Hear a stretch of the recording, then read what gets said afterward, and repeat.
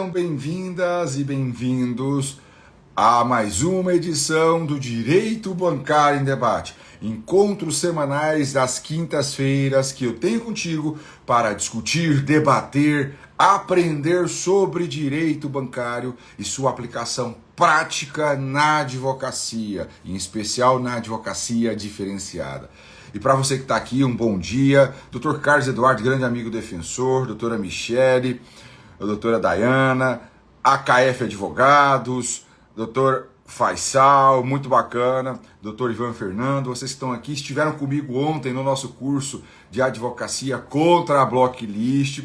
Foram mais de 3 horas de aula ontem, eu estou um pouco com a voz irritada aqui, mas estamos prontos, vivos e aqui dispostos a contribuir mais ainda com sua advocacia. E quem não assistiu o curso de advocacia contra a blocklist, aproveita, porque ele vai ficar disponível gratuitamente somente até domingo. Então, domingo, 23 horas, 59 minutos, bum, você perderá a oportunidade de assistir gratuitamente. E para quem não baixou o material, logo depois da live será disponibilizado o material para você baixar o material do curso, o e-book que nós vamos entregar. A senha nós entregamos lá nas 2 aulas, então você tem que assistir as aulas para receber a senha aqui para destravar o e-book. Mas o site para você baixar é professorhomero.com.br, tá bom? E aí, pessoal, como a gente sempre faz no Direito Bancário em Debate às quintas-feiras, a gente começa aqui com um assunto quente do momento e depois aí nós vamos avançando com dúvidas que a gente tira de vocês, participando de 2 formas. Ou você pode mandar a perguntinha aqui, ou entrar ao vivo comigo por esse sinalzinho de mais e perguntando. Lembrando, sempre quando for perguntar, pergunte a sua dúvida jurídica já direta, não precise contextualizar com o seu caso concreto, porque eu não posso prestar consultoria a vocês, tá bom? Eu tô vendo o pessoal falando aqui que matrículas feitas, muito bacana, seja bem-vindo. Então, quem não fez a matrícula aí no nosso curso, eu vou deixar aqui para vocês, então, o site, porque ainda resta algumas vagas com o valor que a gente tem ali, né? É Professor Homero, deixa eu pegar aqui para vocês. Pera aí. Porque vocês ainda podem fazer matrículas lá com o preço diferenciado, que ainda resta algumas vagas.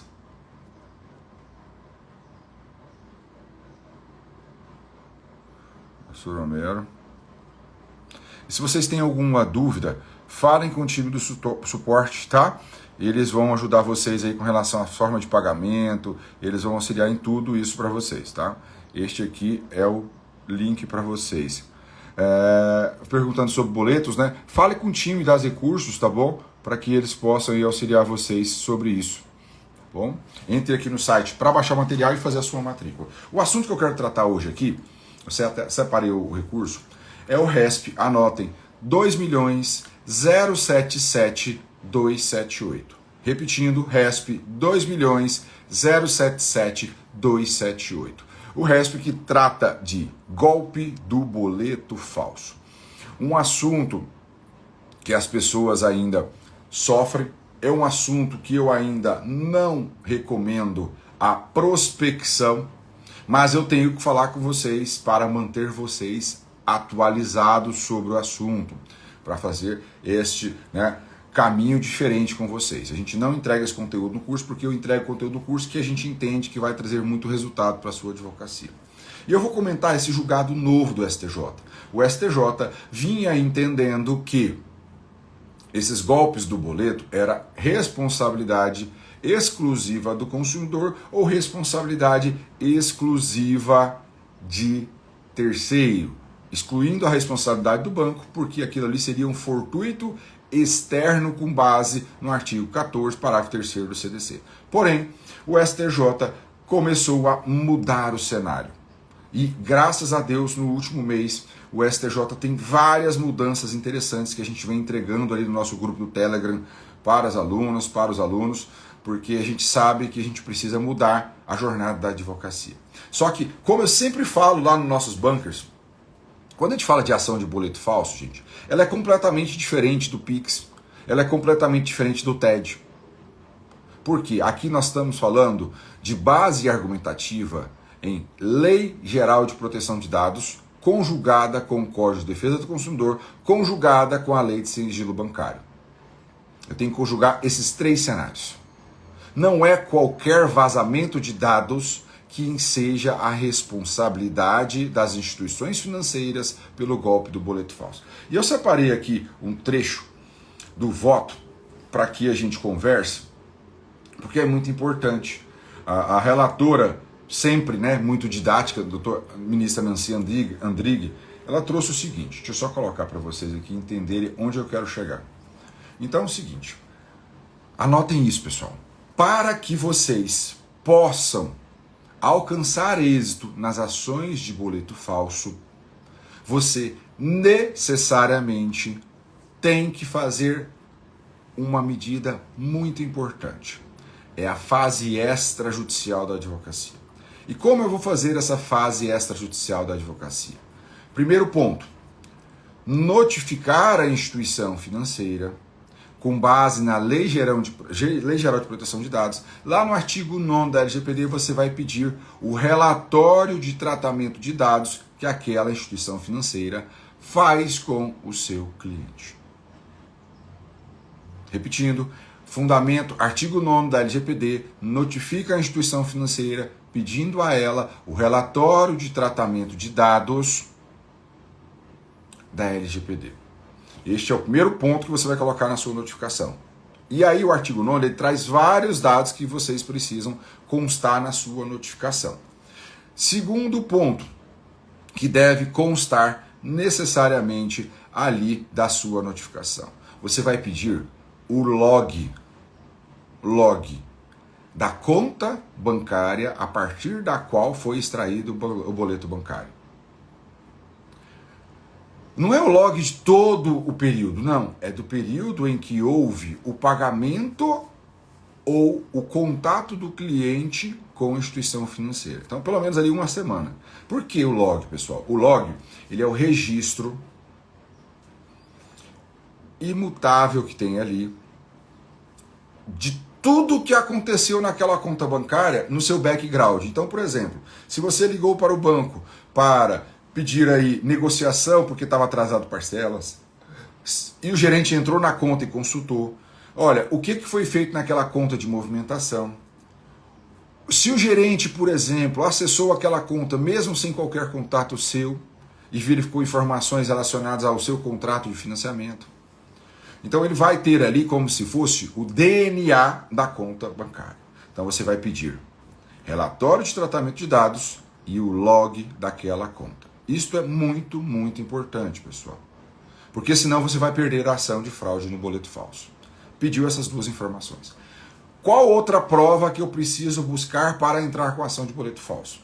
Normalmente, os boletos falsos, eles derivam de uma situação de inadimplência ou de golpe do leilão que existe por fora. Vamos pegar o primeiro contexto. Aquele contexto em que a pessoa deve um contrato de financiamento, ela está com as parcelas atrasadas, ela entra em contato com o banco para renegociar essa dívida. E aí ela pode entrar por vários canais. Vários. Ela pode entrar por telefone, ela pode entrar por contato pessoal com o gerente, ela pode entrar pelo aplicativo do banco. O que você precisa buscar materializar? Este contato com a instituição financeira. A pessoa ligou para o saque para ver. Toda ligação para o saque tem número de protocolo e fica gravada. A pessoa não tem. Então você precisa incluir na sua notificação o pedido do fornecimento do registro desta ligação. Você tem que conversar com seu cliente para saber dia e hora ali dessa ligação. Agora, normalmente o que acontece? Você não consegue acordo e aí entra em ação os estelionatários. Eles entram em contato de volta, se passando por um agente do banco. Olha, o senhor aqui está com débito no contrato de financiamento. Aí pode ser por telefone, pode ser por WhatsApp ou por SMS, tá? Você aqui está com débito e este débito aqui, né? Nós concedemos um desconto super especial para você quitar. E eu vou te mandar o boleto, aí manda o boleto pelo WhatsApp para a pessoa, ou manda por e-mail. Pessoal, esta prova precisa ser materializada para que tenha sucesso na ação de boleto bancário. Por quê? O STJ, quando veio falar de responsabilidade por fortuito interno, ele fala o seguinte, olha, o mero vazamento de dados pessoais, RG, CPF, isto não é suficiente para caracterizar a responsabilidade da instituição financeira. Veja o seguinte, ó, se o falsário estiver na posse de dados cadastrais como qualificação pessoal, nome, prenome, estado civil, filiação, endereço e telefone, não se pode supor que as informações, né, foram vazadas pela instituição financeira, uma vez que essas informações podem ser obtidas por fontes alternativas. E aí vem mais. Os dados pessoais sensíveis, origem racial, étnica, convicção religiosa, opinião política e outros dados, também podem ser obtidos por outras fontes de dados. Agora, por outro lado, muita atenção aqui, os dados sobre operações financeiras são, em regra, presumivelmente de tratamento exclusivo pelas instituições financeiras. É aqui que nasce o ponto fundamental. Se o estelionatário entrou em contato com você, forneceu um boleto que tem o banco que você tinha o contrato, forneceu o contrato que você tinha com aquela instituição, um boleto com valor próximo do que você tinha de débito com a instituição financeira, isto é o nexo causal que você precisa para provar o vazamento de dados dessas informações de contratos de crédito. E você vai materializar isso como? Com Verifact. Você precisa usar essa plataforma.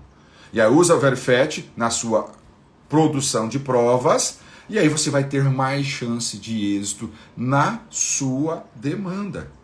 Aumenta muito, muito, muito, somado ao fato que você está notificando. E na sua petição inicial, você vai trazer ainda o pedido de inversão do ônus da prova, fundamentado na Lei Geral de Proteção de Dados. Você vai falar, houve o vazamento de dados, a prova está aqui, que é esta negociação aqui, feita por um estelionatário, com base em dados que só haviam informações disponíveis junto à instituição financeira.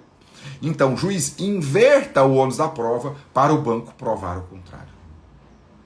E aí você trabalha com a possibilidade de ação reparatória. E aí o STJ falou, olha, quando você consegue provar este nexo de causalidade, ou seja, que o vazamento de dados, eles são dados de operações financeiras daquela instituição que você mantinha vínculo, você tem nexo de causalidade que configura o fortuito interno, hábil a justificar a responsabilidade da instituição financeira pelo golpe do boleto falso. Então, muita atenção nesse julgado, quem participou conosco aqui, porque este julgado é a virada de chave na procedência ou não nas ações de boleto falso. Você não pode errar isso. E você que perdeu a nossa live neste momento inicial, eu vou colocar essa live lá no meu canal do YouTube para que você reassista esta primeira parte que eu expliquei para vocês sobre este novo julgado do STJ do golpe do boleto falso. Se você não adotar estas medidas que eu expliquei aqui, eu tenho certeza que você vai ter improcedência na ação de boleto falso. Isso é muito, muito importante, tá? Não erre isso. E agora a gente passa para a segunda parte, que é a parte de perguntas e respostas. Pessoal, perguntas e respostas. Se você quiser participar comigo, mande a perguntinha aqui embaixo, ou entre ao vivo comigo aqui e faça a sua pergunta. Lembrando, aqui não é um local de consultoria jurídica.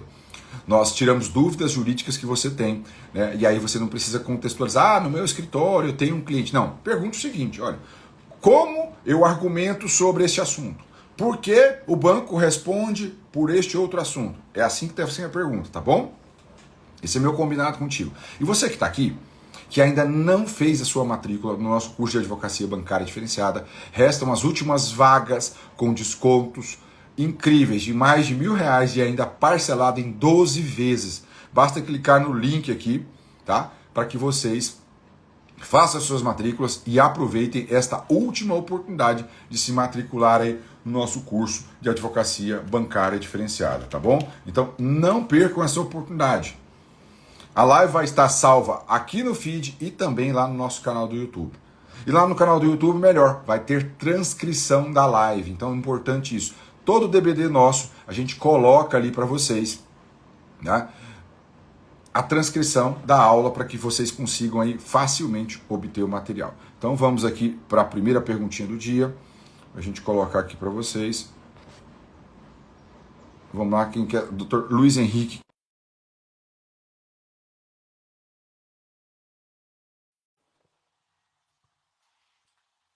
Vamos lá, Dr. Luiz Henrique, vamos ver se entrou.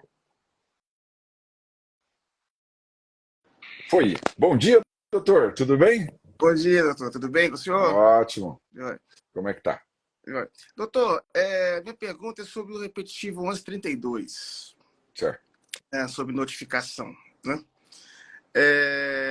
A gente, então, já entendeu que o mero envio basta para poder ali constituir o devedor em mora, né? Uhum. Mas o mero envio, mesmo com o devedor ausente, não gera uma discussão?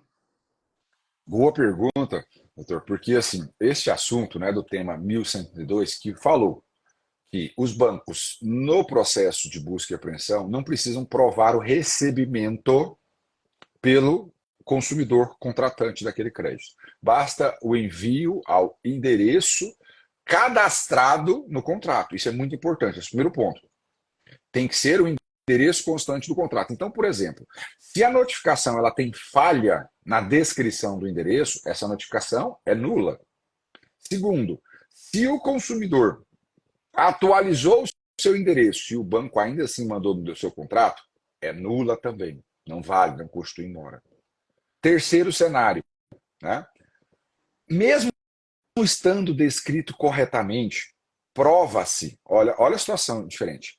Mesmo estando descrito corretamente, prova-se que essa notificação sequer foi encaminhada ao endereço. Ela foi entregue num local completamente diferente.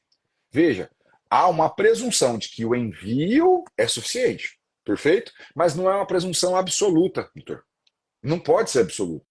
Por quê? Se essa notificação ela tinha que ser entregue no bairro, por exemplo, aqui em Mato Grosso do Sul, Monte Castelo, e ela entregou no outro bairro, que é TV Morena, que é completamente oposto, não tem nada a ver. E o consumidor, aí o ônus é do consumidor, não é do banco, tá? O consumidor prova, olha aqui, não tem nada a ver o local de entrega. Houve uma falha procedimental. Para mim, nasce uma hipótese de distinção. E aí a gente precisa saber argumentar isso. Eu vou chegar na sua situação. Esta é uma hipótese. Porque todo recurso repetitivo, toda súmula, ela não é absoluta extrema. Ela tem duas hipóteses para você trabalhar. Uma delas é essa que a gente está explicando agora, que é a técnica do distinguish, ou distinção. Fala, olha, o precedente falou que é um mero envio basta. Porém, neste caso aqui, não se aplica esse entendimento, porque a notificação efetivamente foi parar em local que não tem nada a ver com o endereço. Então, estou mostrando concretamente que houve um prejuízo. Apesar de descrever o endereço, a entrega foi completamente fora do endereço. Não estou falando nem de entrega para vizinho ou um terceiro ter assinado no endereço efetivo de entrega. Tá? E um outro exemplo também, dentro desse mesmo contexto, e até foi uma pergunta de direct que eu recebi, muito interessante. Tem cidades que os correios não fazem cobertura. Área rural, por exemplo. E aí o que acontece? O endereço é o que consta do contrato. O mero envio é suficiente?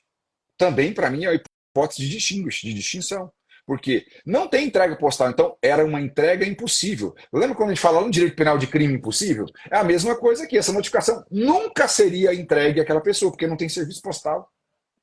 E aqui no seu cenário, o ausente. O ausente, essa discussão já foi travada, tá, doutor, no STJ, antes da confirmação do tema 1132. E o STJ, nessa hipótese, ele estava dizendo o seguinte: o ausente, ele não significa a efetiva notificação. Isso era o que a STJ dizia. Era voto da ministra Nancy Andrighi. Ela defendia o seguinte: foi para o endereço contratual, chegou lá, o correio constatou a pessoa não está. E ele devolveu com aquelas três, né, rúbricas ali, falando, testei tal dia, tal dia, tal dia, tal dia, e não foi possível que a pessoa estava ausente. Já tem esse julgado do STJ antes do 1132 falando que isso não era notificação válida. Pós 1132, tem julgado já sobre isso? Não, não tem. Não tem nenhuma mitigação. Eu, Homero, o que eu entendo? Aqui é o mesmo cenário da correspondência impossível. Embora o mero envio seja o suficiente, este mero envio, ele cabe prova em contrário. Tá? Eu tenho que trabalhar com o ônus do consumidor provar o contrário. Agora, no ausente, eu acho que tem espaço jurídico, porque é uma hipótese de extinção, mas não vai ser fácil essa luta, porque o lobby que existe por trás disso, doutor, é muito grande. Agora, a hipótese de entrega num local completamente aleatório, a falta de entrega, cobertura dos correios, é uma hipótese que eu entendo que vai mitigar sim, esse entendimento. Agora, o ausente, nós vamos ter uma briga gigantesca. Gigantesca. É porque aí nós temos o ausente, temos o não procurado, né? O não procurado também suscita muitas dúvidas com relação a isso, porque se o correio não foi atrás, como é que... Então o banco enviou para o correio, não para o consumidor. Quer dizer, não. Agora, o grande problema disso é que quando isso não enseja a imediata cassação do mandado de busca e apreensão, muitas vezes a gente vai se deparar com o cliente perdendo o veículo sendo vendido, para depois, às vezes um ano depois, um ano e meio depois, conseguir ali a restituição. E quando o cliente procura... Se conseguir, viu, doutor? Porque normalmente isso vai resolver em indenização. Exatamente, exatamente. E aí quando o cliente procura uma empresa, um escritório especializado nessa área, ele quer o carro de volta. Ele não quer, ele não está pensando em dinheiro. Até porque a maioria nem acredita muito na justiça. A maioria não acredita muito. Né? Ah, não, mexer com banco é muito difícil, não vai dar certo, é mais ou menos assim. Né? Mesmo na ignorância de muitos, eles já entendem que o lobby bancário é muito forte. Né? Muito. Então, é uma situação que gera muita hipossuficiência para o financiado. Concordo. E aí a gente fica no impasse no seguinte, porque muitas vezes também o carteiro não vai até a residência e ainda coloca uma assinatura lá. Não, isso tem fraude ainda, né? Ele pode, nesse cenário, o próprio funcionário do banco pode assinar falando que teve. É muito complicado. Então, assim, esse lobby todo, porque a busca e apreensão já é muito sumária, né? E vão esvaziando cada vez mais as teses de defesa de uma busca e apreensão, até chegar ao ponto que não vai ter mais jeito de fazer nada. Eu até estava pegando aqui para ti, doutor. Tem o Marco Buzzi, né? Ele fala justamente sobre isso nos votos dele. A despeito da desnecessidade de que a assinatura seja do destinatário, porque não tem essa exigência, a justiça exige sua efetiva entrega. Né? Isso era no passado, antes desse sistema 1132. Não havendo que falar em Constituição em mora, quando o aviso de recebimento retorna com a indicação de ausente. É inviável presumir a má-fé do devedor por não se encontrar presente. Né? Então, este era o entendimento que tinha. Agora, a gente precisa ver como é que o STJ vai se comportar nestas situações pós-1132. É um trabalho que nós, aí a defensoria, os advogados, vamos ter que construir argumentações robustas sobre isso. Porque não basta falar assim, olha, é ausente, é nula. Não, eu tenho que fazer o critério técnico de distinção. E eu concordo contigo. Quando tem esse cenário, eu, Homero, hoje, diante do tema 1132, para mim, só vai resolver a indenização. A gente tem que ser mais transparente com o cliente. Dificilmente um juiz hoje, tendo o tema 1132, vai mandar devolver o veículo. Dificilmente. Dificilmente. Então a gente tem que ser muito honesto. Olha, aqui o melhor cenário de solução é a reparação de danos. Porque já tem esse tema, a venda, até que se prove o contrário, foi lícita, porque ainda não tinha sido invalidada a Constituição em mora. Então, eu não vejo... E é isso que tem firmado, né? Se você pegar os casos que você ganha a demanda na busca e apreensão, se o veículo já tiver sido vendido, resolve-se em perdas e danos, ao invés de restituir o veículo. A grande maioria dos casos resolve assim. Então, a gente precisa conscientizar também o consumidor, já na contratação, falando desse risco. Para a gente não correr o risco do cliente ficar com raiva de você, advogado, entendeu? E no caso do não procurado? Porque já muda completamente o cenário. Não, são tantas variáveis que existem. Se você pegar, deixa eu ver se eu consigo pegar uma R aqui das hipóteses que tem aqui. Hipótese de devolução de carta. Correios, para vocês verem. Porque, assim, tem várias modalidades ali. Quais são os motivos de devolução pelos Correios? Ó, Porque tentativa de o entrega. recusado já dá Não, acabou. o recusado acabou. Isso aí é Acabou. válido, aí você não tem o que fazer. Né? A entrega para terceira pessoa também o STJ já enfrentou. Olha, mesmo que terceiro assine ali, também é válida. Também é válido. É, Tem vizinho que às vezes. Ó, aqui ele coloca, deixa eu só pegar as hipóteses todas aqui.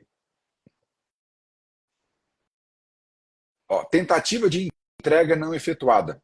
Essa é uma das hipóteses, né? Aí ele fala o seguinte, ó, o carteiro saiu com a correspondência para realizar a entrega, mas não teve tempo de entregá-la no mesmo dia, ou algo ocorreu que impediu a entrega. Nos casos de entrega não efetuada, uma nova tentativa será feita no dia seguinte. Agora perceba, se acontecer por e foi enviado, mas aqui nesse caso, se duas vezes eu entendo que essa hipótese, se o carteiro voltou lá e voltou com a mesma informação, entrega não efetuada, também neste caso eu entendo que é uma hipótese de mitigação da súmula. Porque não é uma questão de, olha, foi enviada ao consumidor. Não, ela parou no instrumento de transporte. É o mesmo raciocínio que a gente faz de crime impossível. Né? Eu tenho uma arma, não tenho munição, eu tenho como atirar e matar alguém? Se eu não tiver munição disponível em lugar nenhum, eu estou num lugar no deserto que não tem acesso à munição. Basta eu ter uma arma? Não. A mesma coisa aqui. Ele tem a notificação, ele expediu, mas o instrumento, o meio que leva essa notificação, não funciona. Então, a gente tem elementos para brigar. Eu acho que o vago ficou no mero envio. Sim. O que quer dizer o mero envio? É o envio do banco para o correio ou do correio para o consumidor? Eu acho que aí é que ficou o problema. É porque, assim, lá o mero envio que ele trata não precisa ser necessariamente por correios. Tem que ser postal, tem que ser por correspondência impressa, né? Sim. Mas, por exemplo, nós temos serviços alternativos que poderiam entregar. Entendeu? Então, assim, a falha do meio não tinha como prever todas no julgado, entendeu, doutor? Por isso que eu entendo que ainda tem espaço de discussão sobre esse assunto. Mas não é hipótese de superar o enunciado. Não, não vai superar. É hipótese de distinção. Olha, este julgado está ali falando. É distinção, não é superar o entendimento. O entendimento não vai ser superado. Eu tenho que distinguir a minha hipótese concreta daquele, né? É aquele raciocínio que está ali. Como acontece em vários contextos, tá? A técnica de distinção, ela é aplicada, ela é uma ferramenta processual civil para você fugir dos precedentes. Tem a técnica de superação, que é o overruling, mas eu não entendo que vai superar. Eu entendo que vai distinguir nessas hipóteses que a gente tem aqui.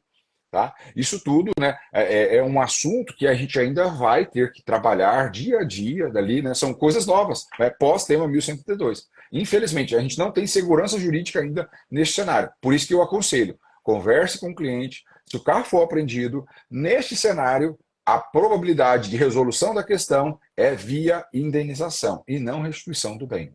Tá? Esse é o cenário que eu vejo hoje, infelizmente. Muito obrigado. Por nada, obrigado por participar conosco aqui. Muito bacana. Obrigado mesmo. Seja sempre muito bem-vindo conosco aqui. Obrigado. Vamos para o próximo aqui conosco. Pessoal, vocês que estão mandando comentários aqui, mandem as perguntinhas pelo balãozinho que está aqui, ó, interrogação, ou entre ao vivo comigo aqui, como o Dr. Luiz Henrique fez aqui para participar. É muito bacana ter vocês. E você que ainda não fez a sua matrícula para o curso de Advocacia Bancária Diferenciada, estão abertas as matrículas e ainda restam poucas vagas para o desconto que a gente concedeu ontem. Poucas vagas. Corre lá, aproveita a sua vaga, parcela em 12 vezes no cartão, conversa com o time das Recursos para que vocês aí tenham possibilidade de entrar para a advocacia bancária diferenciada e aprender muito na prática. Tem muita coisa legal lá no nosso curso, viu? Deixa eu abrir perguntinhas aqui. Vamos ver quem mais ao vivo quer participar conosco. Doutora Alice, vamos abrir aqui. Estou mandando o aceite, tá, doutora Alice? Ótimo. Bom dia, doutora, tudo bem? Bom dia, professor Romero, tudo bem? Ótimo. Minha dúvida é com relação ao valor do cálculo do incontroverso. quando eu estou discutindo, além dos juros remuneratórios, outras tarifas, como uma venda casada ou uma taxa de registro de contrato que eu entendo ser abusivo, quando eu vou apresentar esse valor do controverso, eu retiro essas tarifas e apresento também, ou elas vão no valor em controvérsia e eu deixo que o juiz decida se é ou não válido? Excelente pergunta, doutora Alice. E este é o motivo de muito erro na prática nas revisionais. Quando a gente fala de revisão contratual, gente, nós não temos abusividade só em juros. Então, a doutora Alice colocou, nós temos lá, por exemplo, tarifa de cadastro, serviços de terceiros, venda casada de seguro. Todo item que você acrescentar na sua inicial como tese, como pedido de abusividade, você vai descontar do valor total financiado. Então, vou exemplificar para vocês. Você tem um financiamento de veículo que é R$ 100.000. Este é o contrato originário. Este é o custo final dele, R$ 100.000. Por quê? Tem o financiamento em si e mais as tarifas que estão agregadas ali. Vamos supor que dos 100 mil, R$ 10.000 sejam tarifas, seguros, esses outros encargos acessórios, tá? Então, o que você vai fazer? Você vai tirar dos 100 mil os 10 mil. Então, o seu novo cálculo vai partir de quanto? De 90 mil. E aplicar a taxa de juros que você está utilizando como referência. Se você não está discutindo a abusividade na taxa de juros, você vai tirar simplesmente os 10, ficar a base de cálculo 90 e aplicar os juros do contrato. Agora, se for uma situação em que eu tenho a abusividade e estou buscando referencial na taxa média, eu tiro os 10, então parto dos 90 e aplico a taxa média. Tá? É isso que você vai fazer. E aí você vai ter um novo valor de parcela, considerando todas as abusividades que você trabalha na sua petição inicial. Este é o valor incontroverso que você vai alcançar. Entendeu, doutora Alice? Entendi. E com relação aos valores atrasados, eu posso pedir para fazer o depósito judicial ou eu peço também que esses valores atrasados sejam remetidos carnês ou que eu possa pagar de alguma outra forma? Excelente pergunta também, porque este é um ponto prático. Porque o CPC fala, lá no 330 parágrafo terceiro, que eu tenho que continuar pagando as parcelas no tempo e modo contratual. Só que eu tenho parcelas vincendas nesse raciocínio. Então, as futuras que vão vencer no curso do processo. As passadas, eu entendo que a melhor técnica é o depósito judicial. Porque eu tenho que depositar todas as vencidas. Mas não é vencidas no valor cheio, tá, doutora Alice? É no valor incontroverso novo que você encontrou. Então, se a prestação era de 1.000, você calculou, ela caiu para 700 e a pessoa estava devendo duas parcelas, você não vai depositar R$ 2.000, você vai depositar 1.400. Entendeu? Então, é neste cenário que você vai trabalhar com as vencidas. As vincendas, você pede, juiz, obrigue o banco a reemitir o novo carnê com um valor incontroverso. Tá? É esse cenário que você vai fazer na sua prática aí da revisional. Tá bom? Ok, obrigada, tá? Por nada, seja muito bem-vindo aqui e seja sempre conosco às quintas-feiras para tirar dúvidas aqui. Obrigado.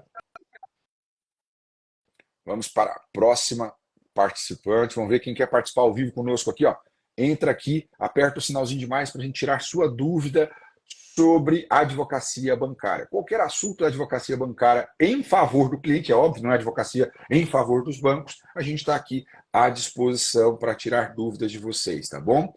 E aí, com relação ao nosso curso, gente, de advocacia bancária diferenciada, matrículas estão abertas, com um desconto de mais de R$ 1.000, restam poucas vagas e você ainda pode participar deste curso, parcelando ele em 12 vezes de 247. Eu até vou ver com o pessoal das recursos aqui quantas vagas restam. Só vou mandar mensagem para eles aqui para ver quantas vagas restam para que vocês participem dentro deste contexto aqui, né, do nosso curso da Blocklist gratuitamente e participe conosco aí dentro. E quem não baixou o material, tá, pessoal? Hoje ainda, né, depois da live, vai ser liberado o material para vocês baixarem pelo site que está aqui, professoromero.com.br, para que vocês possam aí, neste caso, baixar o e-book do curso de advocacia contra a Blocklist. E quem não assistiu o curso, assista, que vai ficar disponível gratuitamente até domingo só, tá?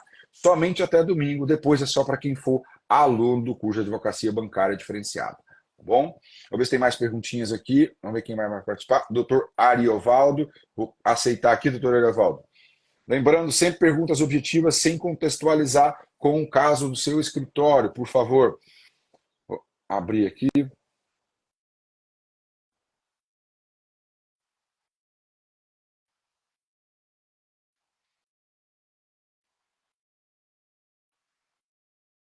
Estou aceitando aqui, doutor Hervaldo, mas parece que está dando erro do senhor.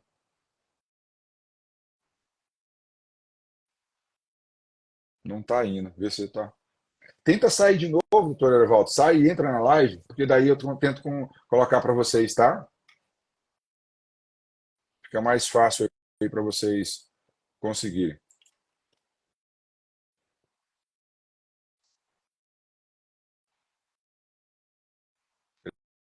Daí fica mais fácil, tá? Para que vocês consigam participar. Ó, o pessoal está perguntando aqui, né, em relação ao consórcio, pode baixar parcelas? Gente, consórcio é uma situação tanto difícil, gente. Não é tão simples assim de se fazer como muitos falam aí. Não, consórcio é fácil de resolver. Não, não é tão simples assim, não. Porque consórcio não é um contrato de juros, não envolve juros. Ele envolve taxa de administração, seguros. Tem possibilidade de reduzir? Tem que ser caso a caso analisado. Alguma abusividade na taxa de administração, e ainda assim o STJ tem vários julgados que a taxa de administração até 17% tem sido considerada razoável. Então não é fácil. Eu não recomendo você atuar, prospectar em nicho, em assunto de consórcio. Este é um assunto que eu não recomendo para vocês, porque ele vai dar dor de cabeça, a chance de procedência é muito grande e você não vai trazer muitos honorários para o seu escritório. Invista naquilo que traga retorno. A Blocklist que a gente deu o curso ontem e antes de ontem é um nicho que tem alta probabilidade, um nicho fácil de atuar e que você pode aí faturar muito com isso, tá bom? A live vai ficar lá no YouTube, tá? Pode ficar tranquilo, pessoal, vai ficar lá para vocês também e com transcrição. Vai ter transcrição lá de opção. Amanhã ela já está disponível lá. Ó, Felipe Costa perguntando: financiamento de veículo já quitado, que consta débito a vencer, gera dano ao score do cliente?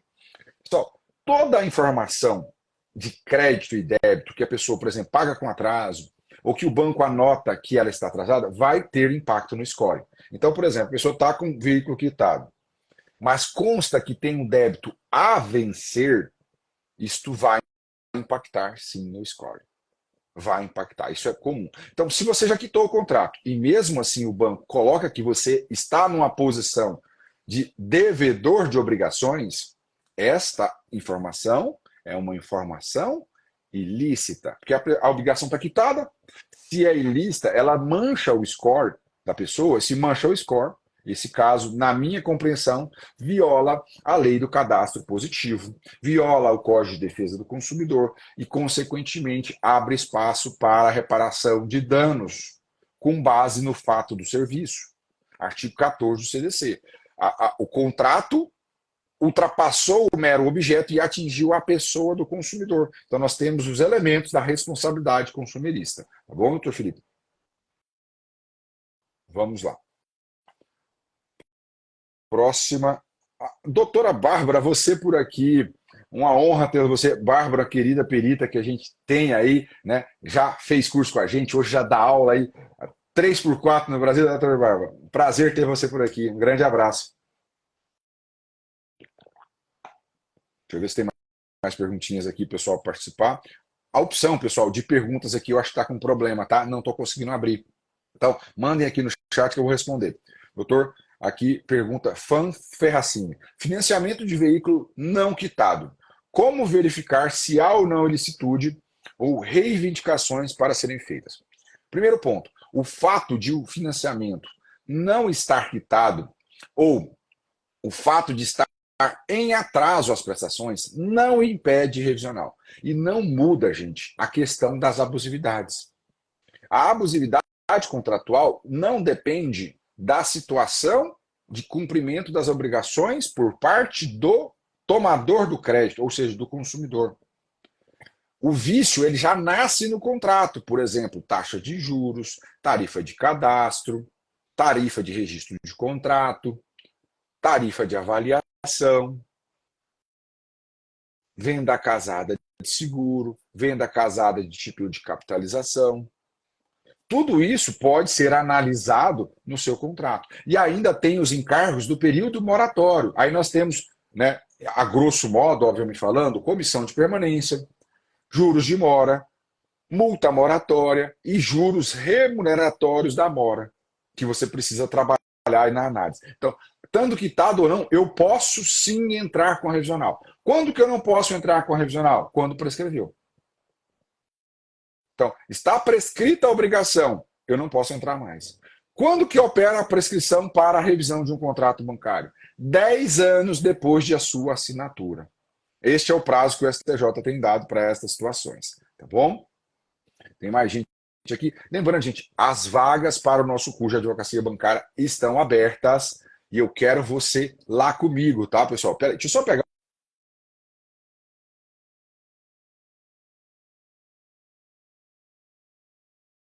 Vamos lá. Vou pegar o link aqui para vocês fazerem a matrícula de vocês aqui para entrarem para o time da ABD. Tá? Ainda restam algumas vagas. Olha, estou vendo, entrou aqui meu querido amigo Cristiano Sobral. Johnny Consoli está aqui. Johnny Consoli é o rei da revisional aí em Santa Catarina, não, Johnny? Estão abertas, Johnny, a matrícula para a nossa 8ª turma do curso de Advocacia Bancária e Tributária. Pessoal, é 8ª turma. Nós temos aí um grande pool de colegas, a maior banca de advogados que eu falo da advocacia bancária em defesa do cliente bancário no Brasil. É a maior comunidade que trata deste assunto. E a melhor, é óbvio, né? Então, um grande abraço aí para você, viu, Johnny? Johnny, ó, Cris, um grande abraço para ti também. Deixa eu ver quem mais quer participar ao vivo. Tem mais, doutor Ítalo. Vamos entrar, doutor Ítalo. Estou aceitando aqui a sua participação conosco. Lembrando, tá, pessoal? Perguntas objetivas. Bom dia, doutor Ítalo. Tudo bem? Bom dia, professor Homero. Tudo bem com o senhor? Obrigado por participar conosco. Doutor, inicialmente eu gostaria de frisar que eu já participei do primeiro curso do senhor, super indico aos colegas, né? Foi um curso, um divisor de águas. Já trabalho há mais de 10 anos nessa parte bancária, né? Então, para mim foi um divisor de águas. Ainda estou tendo um pouco de complexidade, um pouco de dificuldade aí na questão da revisional, né? Das revisionais. Mas assim, vou fazer o curso de novo, já estou me preparando já quero minha vaga reservada. Vários colegas meus indiquei também, né? Inclusive um gosta de participar, que é o doutor Nicomédio, ele sempre está por aqui. Sim. Doutor, e assim, o meu ponto, precisamente, não sei se seria uma dúvida ou não, é a conduta que a gente deve ter com essas reiteradas manifestações dos bancos acerca da litigância predatória. Né? Eu tenho observado muito, está muito uns links, uns sites que são voltados a essa parte de direito estão trabalhando muito. Eu tenho observado muito em ações minhas e eu tenho sempre esse cuidado. Sempre tenho esse cuidado de fazer aquela busca no extrato. Não sou aquele advogado que simplesmente o cliente chega falando e você já entra. Não, eu pego o SCOM, eu pego o extrato, faço toda essa investigação inicial. Né? Tarifas também, a gente sempre faz esse levantamento e está sendo uma coisa que já está se tornando chata, né? Chata, já está me incomodando. Faço parte tanto da OAB Maranhão, OAB Piauí, estou sempre falando, levantando esses pontos. E aí eu gostaria de saber do senhor, né? Como é que a gente pode proceder com essa situação. Não é um caso específico, eu não sei se tem um caso específico, né? Não, mas é bacana isso aí, viu, doutor Ítalo? Porque é um assunto que tem afligido muita gente. Isso é um assunto realmente nacional. A advocacia bancária, né, e aí o lobby bancário é muito forte. Eles querem assombrar o advogado bancário para que ele não entre com a ação, porque eles querem continuar praticando abusividades livremente aí, país afora. E nós temos, de outro lado, um poder judiciário que está abarrotado de processos, com muito processo. E esse volume de processo, diante de um prato cheio que é a litigância predatória, o judiciário falou, opa, que bacana, vou diminuir meu número de processos, né? Fica aquela história. Mas o que eu falo? Gente, esse é um movimento que está acontecendo. Por quê? Porque a advocacia, cada vez mais, está praticando um trabalho diferente e está tendo êxito nas demandas. Então, os bancos estão com medo, estão assombrados. O que nós temos que fazer? Aí, a defensoria, eu sou defensor, e quem é da advocacia fazer?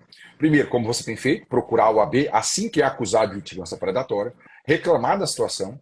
Mas, segundo, você tem que documentar as suas situações. Então, atender o cliente.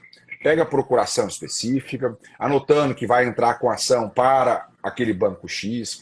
faça contrato de honorários, gente, não faça contrato verbal, descreva nesse contrato de honorários todos os contratos que você vai entrar.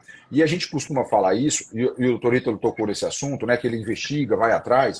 O cliente bancário, gente, ele tem múltiplas possibilidades de ação, um só cliente. Então, se você identificou daquele cliente 10 casos de ação, não faça um contrato genérico. Faça um contrato de honorários que descreva contrato A, B, C, D, E, F, G. Coloque isso. Deixe o banco vir na contestação e falar, olha, esse advogado é litigante predatório. Ótimo. Você vai vir na réplica falando o seguinte. Número 1. Número de ações judiciais não significa litigância predatória. Por quê? A minha prospecção é lícita. Eu tenho provas disso. Olha o meu contrato de honorários aqui, esfrega na cara do banco. Está descrevendo, um a um, o cliente sabe o que eu estou fazendo para ele. E ele foi esclarecido para isso. O meu é lícito. Minha procuração, e super específico. Número 2. 3. Banco. Isso que você está falando aqui não tem nada a ver com o processo, sequer poderia ser tratado aqui. Por quê? Não tem conexão. A defesa é para repelir o que está na inicial. Não tem a mínima conexão litigância predatória ou não, porque se você está falando que é um problema ético do advogado, o problema ético do advogado não se resolve no processo do cliente, e sim dentro do Conselho de Ética da OAB. Então, juiz, não conheça dessa reclamação, porque aqui não é a instância adequada para isso. Certo? Esse é um outro argumento que você vai fazer. Aí você vai vir com um contra-ataque na sua réplica. Agora, juiz, na verdade, o que está acontecendo aqui é o banco abusando do seu direito de defesa. Porque ele está trazendo aqui uma argumentação que ele sabe ser completamente destituída de fundamento. Tanto que eu estou provando aqui, com o contrato de honorários, com a minha procuração. Então, quem tem que ser condenado por litigância de má-fé é o banco. Em especial porque, normalmente, e aí você tem que olhar caso a caso, tá, doutor Ito? A contestação, ela não tem substrato em uma procuração. O banco não deu procuração, poder específico para esse advogado que está fazendo isso, falar esse tipo de coisa na demanda. Então, para o advogado, da outra parte, tomar providências com relação ao advogado do autor, ele tem que ter poderes para isso. Isso fere o Código de Ética da OAB. Então, quem está fazendo uma defesa destituída de fundamento e meramente protelatória é o banco. Então, condene o banco para isso. Eu não estou esperando que o juiz condene o banco à litigância predatória, mas eu quero preparar o terreno para uma ação indenizatória contra o banco e contra o advogado. Você entendeu onde eu quero chegar? O juiz vai falar, não tem litigância de ninguém aqui, julga o procedente o pedido, você ganhou aí a demanda, julgou o procedente o seu pedido. Espera transitar em julgado, ação de indenização contra o banco por manchar o seu nome. Violou a sua intimidade, ele manchou o seu bom nome, a sua honra com o seu cliente. É ação indenizatória na cabeça do banco. A gente precisa contra-atacar agora. A gente não pode ficar só querendo defender, não. A gente tem que atacar. E é contra-atacando com ação indenizatória, entendeu, doutor Ito? É isso que você tem que fazer. É isso daí que a gente estava idealizando. Nós temos um grupo de colegas que militam só nessa esfera, né? Nessa esfera bancária. E nós estávamos conversando justamente isso, né? A gente tenta preparar o terreno e tentar criar essas provas para depois a gente ingressar com a ação contra o banco mesmo, entendeu? Tem até uma professora que já fez umas lives com o senhor, que eu não me lembro o nome dela, que ela... Jéssica? A Jéssica, né? Doutora Jéssica. Eu assisti uma live que ela mencionou isso e eu trouxe isso para os meus colegas. Olha, teve uma advogada que já ingressou com ação nesse sentido. Precisa. Vocês não podem deixar a coisa morrer, tá? Sem o contra-ataque. Porque senão vai perpetuar. Enquanto a gente não conseguir a primeira condenação do banco nisso, né, a gente não vai ter efeito prático. Vai continuar o banco batendo no advogado. O banco batendo no advogado. Não pode. E aí tem um detalhe interessante, tá? Não sei se vocês já perceberam isso. Tem várias... Quando o Migalhas publica algum julgado contra o consumidor, quem que patrocina? O advogado do banco. Né? O que a gente tem que fazer quando a gente ganhar a primeira ação indenizatória dessa? Usar da mesma técnica, né? Com certeza. Usar da mesma técnica. Não estou falando para fazer nada, estou falando só para usar da mesma técnica. Então, a gente precisa dar o remédio para eles na mesma dose que eles estão dando para a gente. Então, é isso que tem que ser feito. Entendeu? A gente tem que preparar, mas tem que preparar o terreno, doutor. A importância de ter a base sólida é aí. Porque se eu for contra-atacar num terreno arenoso, eu vou me afundar. Entendeu? Então, prepara. Pega aquele caso seu que você tem um contrato específico, a procuração específica, a sua inicial está redonda, você fez a fase extrajudicial. Por isso que eu falo muito, e você fez meu curso, sabe disso, da parte de notificações extrajudiciais. Para mostrar para o juiz, olha aqui, juiz, eu tentei resolver o problema extrajudicialmente. Esse banco aqui é que gosta de criticar o tempo inteiro. Não sou eu. Eu só vim para o judiciário porque ele não cedeu. Entendeu? Aí você prepara o terreno para vir com força no contra-ataque. Pois é. Tá? Tá certo. Isso é muito, muito importante, tá? Tá eu certo. espero que tenha esclarecido aí mais. Essa participação aí. Doutor Nico, bom dia. Ele também acabou de ingressar na área. Então, que bacana. Meu também forte e a gente trabalha muito nesse nicho aqui, doutor. Não, a advocacia bancária, a gente tem espaço demais. A gente precisa tirar esse medo, né, que a gente tem. E tem cliente para todo mundo. Não adianta falar assim, tá saturado. Não. Gente, são milhares de pessoas. Eu mostrei, inclusive, no curso do Blocklist, nós temos mais de 1 bilhão de relacionamentos bancários. Porque você pega eu, ou você, ou outro colega, outra pessoa, no mínimo tem 2 contas bancárias hoje. É difícil alguém que tem só uma conta, ou só tem um contrato, porque às vezes a pessoa tem conta, tem cartão de crédito, tem cheque especial, tem empréstimo pessoal, tem financiamento de carro, financiamento de veículo, né? E aí não para, né? Doutor, tem outra coisa que eu comecei a observar essa semana no escritório, foram abertura de contas a nível digital, pelo registrado do cliente, entendeu? Eu falei isso ontem. Falei isso ontem pro pessoal. Tá? Eu observei, tem clientes minhas que tem uma conta, por exemplo, Bradesco, que é que ela mexe, mas aí quando a gente vai observar lá no registrado, eu fui ver, ela tinha 11 contas virtuais abertas, sendo que ela não autorizou. E aí eu notifiquei os bancos, né, para que apresentassem esses contratos, questão de geolocalização, e é que eles foram abertos, né? Uhum. E aí a gente está esperando, porque eu acho que é outro nicho, né? Que a gente vai poder ingressar com essa nossa. Ontem, eu acho bacana isso, porque não é combinado, sabe? Ontem, doutorito, eu falei justamente sobre isso. Você abrir o registrado da pessoa e não tirar só o SR, é saber investigar. Vai lá no CCS e verifica a quantidade de... Eu descobri uma conta no meu nome que não existia. Pra você ver. E aí é um cenário muito interessante. Tem gente com esses bancos digitais que estão sendo, né, lesados por bancos digitais com abertura de conta para praticar fraude. A pessoa não usa a conta. É um terceiro fraudando para praticar golpes no mercado financeiro. Pronto. Só abrindo um caso, que isso ainda não foi judicializado. Nós descobrimos justamente isso. A cliente foi feito um empréstimo, nós judicializamos contra o banco. Quando o banco apresentou o contrato, disse que o dinheiro foi transferido. Por exemplo, Bradesco foi transferido para o Banco Inter, sendo que ela nunca deu abertura para o Banco Inter, nunca fez nada. Só estou dando um exemplo, não é que seja o mesmo banco que eu estou falando. Né? Sim. Não, mas é verdade. E essa é uma outra fonte muito importante. A era dos bancos digitais vem junto com a era a irresponsabilidade dos bancos na abertura de conta. Eles abrem como se fosse, né, literalmente comprar um pão na esquina. Chega lá, eu quero abrir uma conta. Ah, beleza, ótimo, tá aqui. Preenche seus dados virtualmente, tá beleza, tá ótimo. Não pode ser assim. Isto é um ato ilícito. E aí, para mim, isto viola a intimidade financeira e cabe danos morais. Tá? Então, faça a notificação e trabalhe. É um nicho muito bom de prospecção. Tá certo. Muito obrigado pela oportunidade. Por nada, obrigado por participar conosco. Uns colegas aí que vale muito a pena. É um investimento. Já tirei muito o investimento que foi feito no primeiro curso. Obrigado, doutorito. Um grande abraço. Até a próxima. Bom dia. E você que não fez a sua matrícula ainda no curso de Advocacia Bancária Diferenciada, o link está aqui, ó. Salvo aqui para vocês, clique aqui e faça uma matrícula, que ainda restam algumas vagas com desconto de mais de R$1.000 para vocês participarem do time da ABD. E as vagas estão se esgotando, tá, pessoal? Então, se você perder essa oportunidade, você vai ficar de fora desta brincadeira, tá? Vamos lá.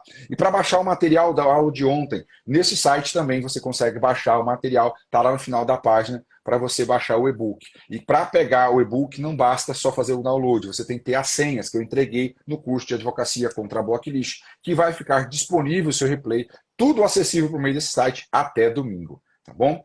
Vamos para a última participação do dia, doutor Alessandro. Tem o doutor Alessandro, doutor Amanda e doutor Orvaldo. A gente fecha com os três a participação do dia, tá bom? Doutor Rebatinho disse que está no previdenciário e está apaixonado pelo bancário. Vem mesmo, participa que a gente quer entregar mais. Bom dia, doutor. Tudo bem? Bom dia, professor. Tudo bem? Joia. Falar com o senhor. Travou? Foi ótimo. Aí, é uma satisfação em falar com o senhor. Na verdade, conheci, acho que foi segunda ou terça-feira, no fim de semana, eu comecei a pesquisar algumas matérias de direito bancário e aí Instagram, né? Apareceu para mim, me inscrevi, participei das 2 aulas, e é um nicho hoje onde eu quero trabalhar hoje, né?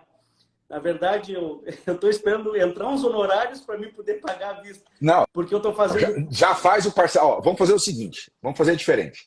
Faz sua matrícula, parcela em 12 vezes, conversa com o time das recursos, ele tem um suporte, eles vão te dar todo o suporte, tem como você conversar com eles.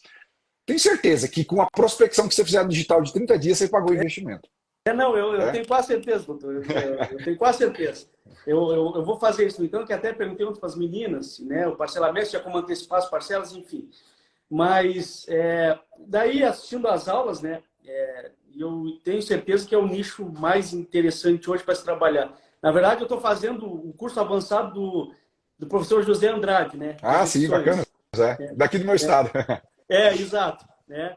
Que eu vejo que não adianta ganhar e não levar, né? Então, só que o direito bancário sempre me foi um atrativo.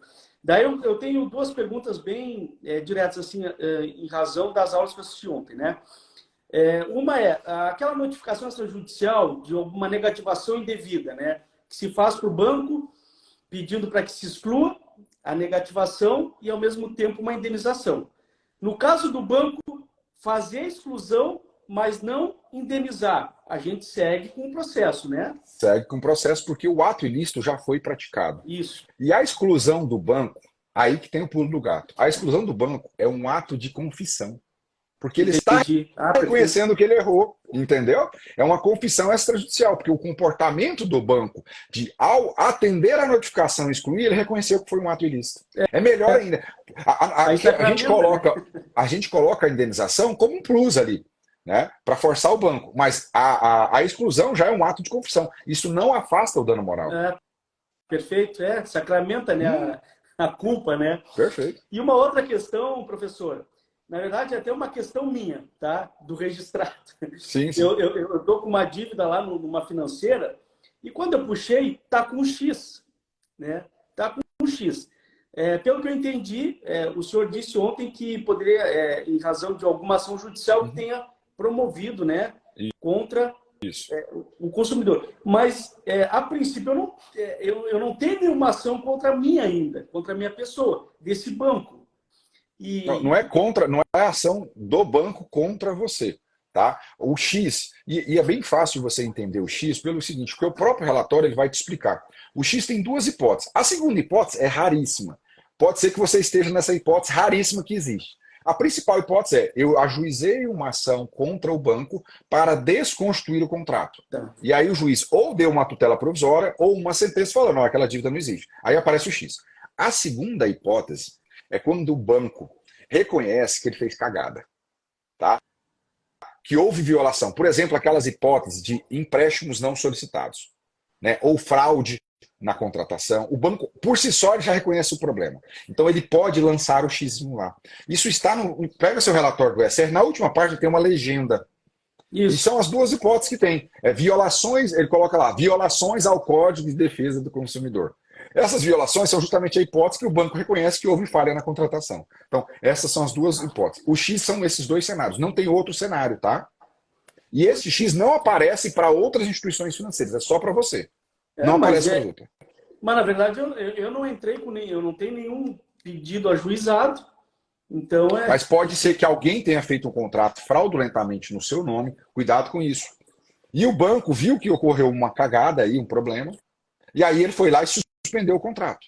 Entendeu? Então, o que você deve fazer nesse caso? Notifica o banco para que ele apresente o contrato que originou aquele X. Porque não é porque tem o X, gente, que está fechada a porta de ação. Não é uma ação por blocklist, é diferente, cuidado. Porque é uma ação por um contrato indevido. Você, olha, tem esse contrato que foi feito em nome do consumidor, você vai anular esse contrato judicialmente e pedir reparação de danos. É aquela hipótese, e inclusive nós temos aulas disso no curso lá no módulo 9. O contrato fraudulento, alguém fraudou essa contratação. Tá? Não é uma ação de blocklist, é uma ação por contrato que eu não fiz. Fraude. Entendeu? A fraude bancária. Tá? Então, notifica é a mesma coisa que acontece com aberturas de conta, que eu expliquei agora há pouco, né, para o Dr. Ítalo, que não tem, a pessoa não fez a abertura de conta, alguém abriu fraudulentamente no nome. Só que nesse caso houve uma proatividade do banco em reconhecer que aquela operação não era válida. Entendeu? São esses dois cenários. Mas na verdade segue me cobrando. E ele está te cobrando? Ótimo, ação indenizatória. Você está com um prato cheio aí, né? Ótimo. Pois é, professor, porque eu puxei e aí, detalhe, esse empréstimo não solicitado você não fez? Tem modelinho lá no curso, tá? Com esse processo você resolve o problema. Não, na verdade, eu não fiz empréstimo nenhum, enfim. É porque tem que pegar o contrato. Você precisa notificar, tem que notificar o banco, não tem como. Por isso que eu falo, gente, o registrato hoje é uma ferramenta poderosíssima na mão do advogado.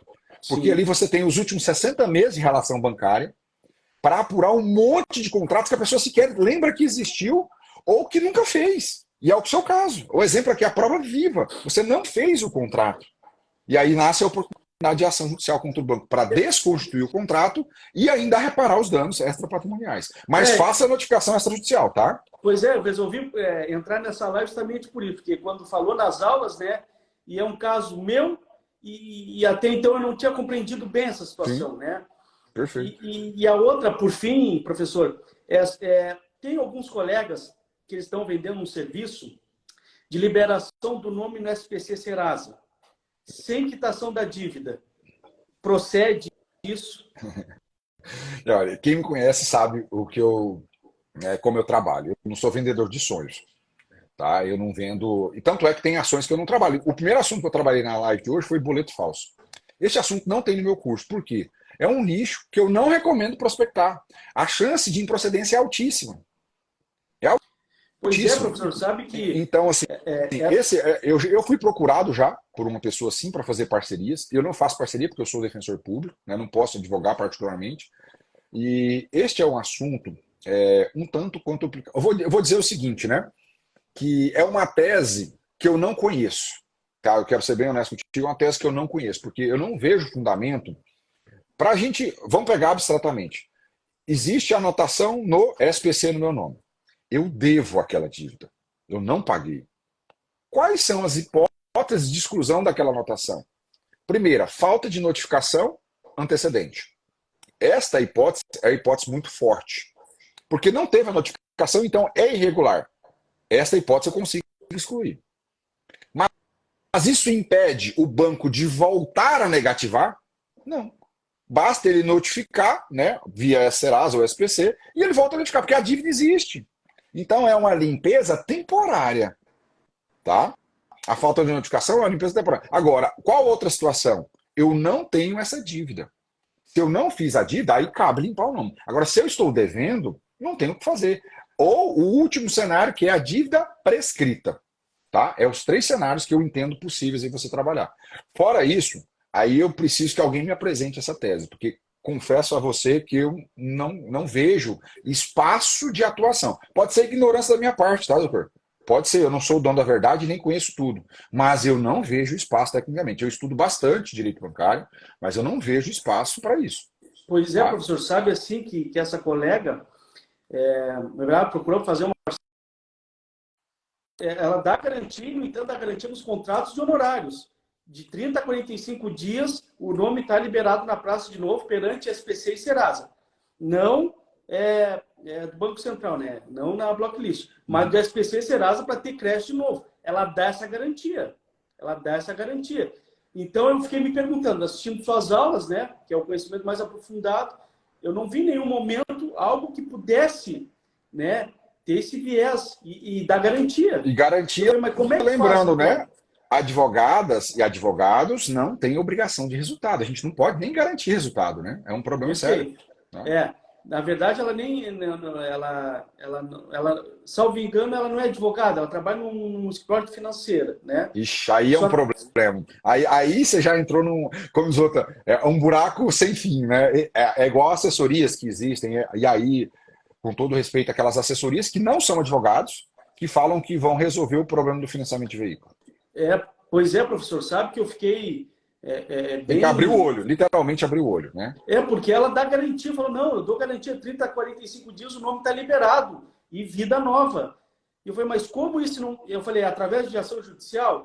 Não, é sistema administrativo. Eu falei, bom, então tem alguma parceria com alguém da SPC?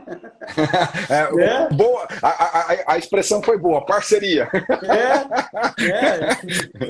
A única maneira que eu vejo. Sendo bem honesto para ti... ação judicial? Não é ação judicial, é em lote até. Aí eu pego 4, 5 casos, aí vou lá e protocolo, e aí limpa. Bom, então...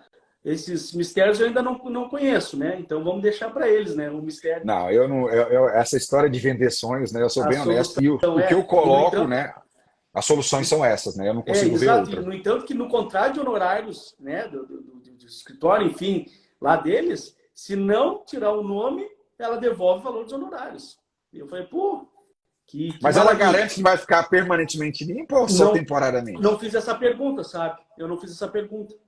Talvez pode ser essa questão da notificação, pode ser. E aí tomar cuidado, porque assim, o serviço jurídico, a assessoria jurídica, consultoria jurídica não pode ser prestado por quem não é advogado. Então, se existe isso, assim como acontece com essas assessorias financeiras de negociação de veículos, inclusive a OAB tem entrado com ações, tá? A OAB no Brasil, em vários estados, tem entrado com ações contra essas empresas para proibir esse exercício de atividade, porque ela está violando o exercício privativo da advocacia. Na verdade, eu não tenho certeza se ela é advogada. Me parece que não, mas eu também vou averiguar com ela. Professor, era isso então, tá? Eu agradeço muito. E te espero lá na ABD, hein? Ó. Dia 6 nós temos encontro. Sim. Te espero lá na ABD, tá bom? Bem. Fique com Deus. Muito obrigado por participar conosco. Obrigado eu. Valeu. Um abraço. Valeu. Para os últimos aqui, para a gente fechar a nossa live de hoje. E você que não fez a sua matrícula ainda, vai aceitar agora a doutora Amanda para participar conosco aqui. Aceite. Na verdade, está... Opa, tudo bem, doutor? Agora foi, né? Meu celular não funcionou. Ótimo. Perfeito. A gente tem que se virar, né, doutor? Né? Vamos lá. O que eu posso te ajudar, doutor? Lembrando, fazendo a dúvida ali abstrata para a gente conseguir contextualizar com vocês aqui uma dúvida melhor. Momento. Para a gente fechar a nossa live hoje, você que não fez a sua vai aceitar agora. O senhor está conseguindo me ouvir? Ariovaldo, é que o meu celular não funcionou, daí eu peguei a da... Eu entendi. Primeiro, a Amanda, nossa estagiária, atua exclusivamente com RMC. Eu moro na cidade do interior, 7.000 habitantes, 5 bancos e está agitado aí, 7.000 habitantes apenas. Mas, professor, primeiro só um depoimento aí sobre a questão do Pix. Tive um sucesso aí com a notificação extrajudicial, 100% devolvido. E mais um aí que o banco, na notificação, o banco se defendeu com uma norma, com uma resolução equivocada. Então, e aí duas perguntas rápidas. Em caso, o que pode acontecer se o banco lá no meio do processo pede uma conciliação e na conciliação aparecem advogados e prepostos que sequer conhecem o processo sem proposta nenhuma? Essa é uma. E a outra do boleto falso. É uma pergunta assim, o cliente já rastreou, conseguiu bloquear algumas coisas, o dinheiro está perdido entre 3 bancos. Mas a minha dúvida é a seguinte, o banco, quando está recebendo o boleto no caixa, aparece o favorecido. Né? No caso, era um favorecido uma instituição financeira e apareceu um CPF lá. O banco pode ser responsabilizado por não ter observado o caixa? Ele não observou que o favorecido não era o mesmo do boleto? Eu digo isso porque há 10 anos atrás eu trabalhava num banco e a gente era obrigado a conferir esse tipo de coisa, sob pena de responsabilização do funcionário. Lógico que era outro banco, né? Essa que é a minha pergunta. Pergunta muito interessante. Nós falamos no início da aula sobre o boleto falso, né, o golpe que tem. Neste caso, é um contexto diferente. A pessoa não pagou no aplicativo, ela foi na agência bancária, ela apresentou esse documento a um funcionário do banco, ou seja, a uma pessoa que é contratada para esse fim, e na hora de fazer o pagamento, já se identifica sim quem que é o favorecido, e no boleto, vamos supor, que está ali, pagar para a pessoa jurídica X. E aí, na hora de aparece para o Homero. O banco foi negligente. Ele tem dever de segurança também nas transações. Neste caso específico, é uma particularidade de pagamento presencial e tem divergência, eu entendo que há espaço para você trabalhar com a corresponsabilidade. Eu não estou falando que é culpa exclusiva do banco. Existe uma concorrência de culpas. Se é concorrência de culpa, gente, o CDC não exclui a responsabilidade do banco. Lembra? O parágrafo 3º do artigo 14 só exclui a responsabilidade do banco com culpa exclusiva do consumidor ou culpa exclusiva de terceiro. Se eu tenho concorrências de culpa, o banco deve responder. Eu entendo que sim. E quando a gente está falando de boleto falso aqui, doutor Erivaldo, nós temos que lembrar daquela resolução que a gente ensina no curso, resolução 4949, que ela fala que em todas as transações bancárias, o banco deve empregar medidas de segurança, de autenticidade, de integridade. Quando eu falo pagar boleto, isso não é uma operação bancária?